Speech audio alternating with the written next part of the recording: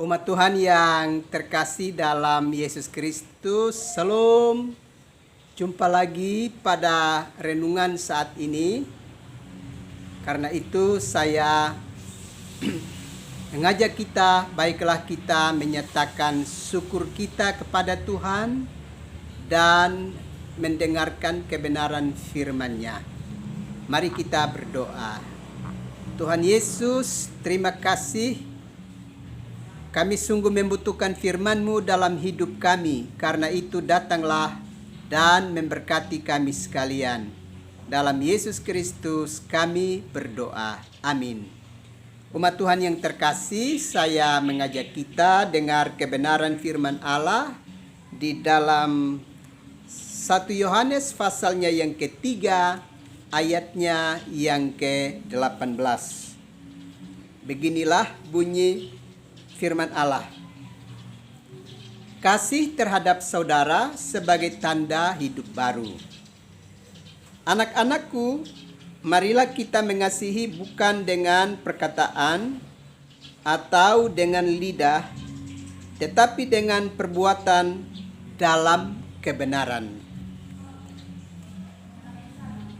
Bapak, Ibu, saudara-saudara yang terkasih dalam Yesus Kristus. Dalam dunia yang makin modern ini, apalagi dalam dunia digital saat ini, nampak setiap orang dapat menyatakan bahwa ia mengasihi sesamanya dengan berbagai ungkapan. Ya, kita membaca percakapan-percakapan di medsos, ada sapaan, Bapak sayang, Mama sayang, Oma sayang, Opa sayang, Teo sayang, Kakak sayang, adik sayang. Bahkan ditambah lagi dengan kiriman gambar jantung, bunga-bunga yang indah, dan lain sebagainya. Tentu itu adalah sebuah gambaran hidup yang rasanya begitu luar biasa dan indah di dalam kehidupan bersama. Ya. Rasanya dunia menjadi begitu teduh, dihiasi dengan berbagai ungkapan kasih sayang yang hadir melalui kata-kata dimaksud. Kita tentu berharap bahwa ungkapan-ungkapan itu bukanlah sekedar hanya sebagai lip service, hanya sekedar ucapan doang, tetapi kita berharap itu lahir benar-benar dari hati yang tulus, hati yang sungguh mengasihi dari sesama, yang kemudian melahirkan berbagai ungkapan yang nampak begitu damai bagi kehidupan bersama. Manakala kalau di dalam kenyataan hidup ini, jika ada di antara kita yang hanya sekedar menyatakan itu sebagai penghias bibir saja, maka baiklah kita perhatikan kebenaran firman Allah di dalam 1 Yohanes 3 ayatnya yang ke-18.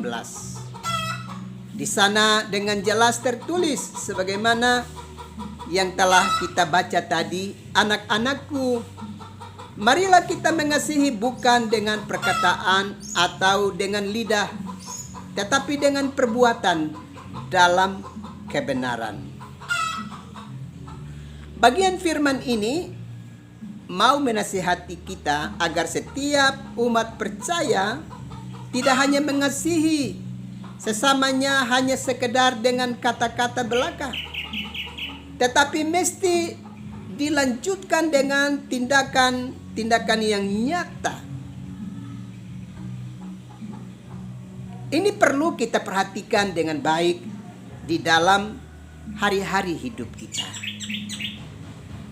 jika kita menyatakan bahwa kita mengasihi seseorang, maka kasih kita itu tidak boleh terbatas hanya pada kata-kata, tapi perlu dilanjutkan dengan tindakan yang nyata untuk membuktikan bahwa benar kita mengasihi orang-orang di sekitar kita. Memang setiap orang pasti sudah mengasihi sesamanya. Tetapi apakah mengasihi sesama itu telah dilakukan dalam kebenaran? Perhatikan baik-baik bacaan firman Allah tadi. Anak-anakku, marilah kita mengasihi, bukan dengan perkataan atau dengan lidah, tetapi dengan perbuatan dan dalam kebenaran. Kalau demikian, jika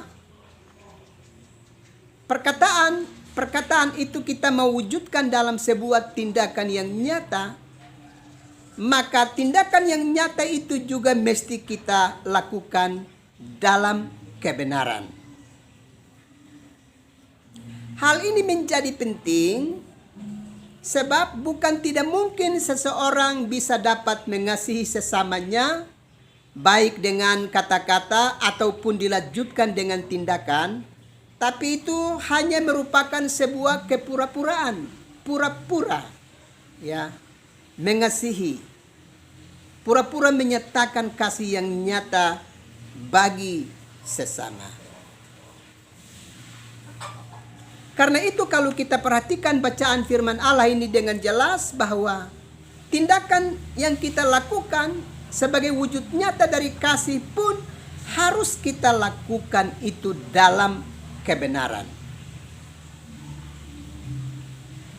Kalau tindakan itu kita lakukan dalam kebenaran, maka kita mesti ingat bahwa semua tindakan yang kita lakukan di dalam kebenaran berarti kita sedang menyatakan kasih kepada seseorang yang bebas dari rasa kemunafikan atau diselimuti kemunafikan di dalam kehidupan kita. Atau juga kasih dan tindakan yang kita lakukan kepada seseorang itu juga tanpa pamrih. Atau juga bahwa kasih yang kita lakukan kepada seseorang itu tidak hanya sebatas pada perasaan. Apalagi di dalamnya ada maksud tersembunyi.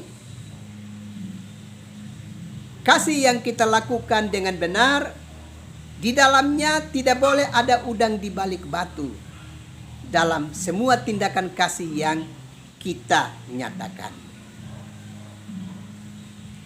Itulah sebabnya kalau kita belajar di dalam kesaksian kitab suci, dalam hubungan dengan hukum cinta kasih yang kita lakukan dalam hidup, kita selalu diarahkan untuk belajar dari tindakan Allah yang mengasihi kehidupan kita umat manusia. Karena itu coba kita perhatikan bagaimana Allah mengasihi kehidupan kita. Kalau kita belajar di dalam kisah penciptaan, karena Allah begitu mengasihi kita, maka Dia telah menciptakan segala sesuatu ada di dalam dunia ini demi dan untuk kehidupan kita umat manusia. Tetapi pada saat manusia itu jatuh ke dalam dosa, Allah tidak mengambil pulang apa yang sudah disediakan oleh Tuhan demi dan untuk kehidupan umat manusia. Kalau demikian, jika kita mengasihi sesama kita, ya, kalau seseorang kita telah kasihi di dalam hidup ini, maka dalam perjalanan waktu, jika dia tidak memberi respon positif terhadap hari-hari hidup kita, maka jangan pernah kita berkata bahwa semua yang pernah saya berikan kasih kembali dan seterusnya. Atau kita mau mengambil kembali dengan paksa apa yang pernah kita berikan kepada seseorang. Ini perlu kita perhatikan. Jika kita belajar dari cara Allah mengasihi kehidupan kita umat manusia, bahwa pada saat Allah mengasihi kehidupan kita umat manusia, Dia menyediakan segalanya bagi hidup kita. Tetapi pada saat manusia tidak lagi taat pada perintahnya, Dia tidak mengambil kembali semua yang telah Dia berikan. Dia membiarkan manusia dapat menikmati apa yang telah Dia sediakan bagi hidup mereka. Malah Dia mengorbankan dirinya demi dan untuk keselamatan umat manusia. Karena itu, Bapak Ibu, saudara-saudara yang terkasih dalam Yesus Kristus, Tuhan justru mengasihi kita. Dan tindakan mengasihi kita itu Dia wujudkan dengan kasih yang nyata, di mana Dia menyerahkan dirinya untuk keampunan dosa dan keselamatan kita. Karena itu, di dalam bacaan firman Allah tadi sudah jelas, anak-anakku, marilah kita mengasihi bukan dengan perkataan atau dengan lidah, tetapi dengan perbuatan dan dalam kebenaran.